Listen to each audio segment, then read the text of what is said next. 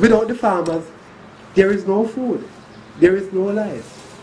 Without the man out there in the hot day sun, machine cannot do everything.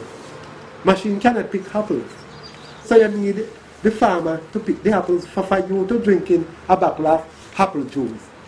You don't know what the farmer have to go through, climbing that tall ladder to get those apples. The machine can't get those apples. If the people are taught properly that without these people coming to reap the product, the country cannot have an economy.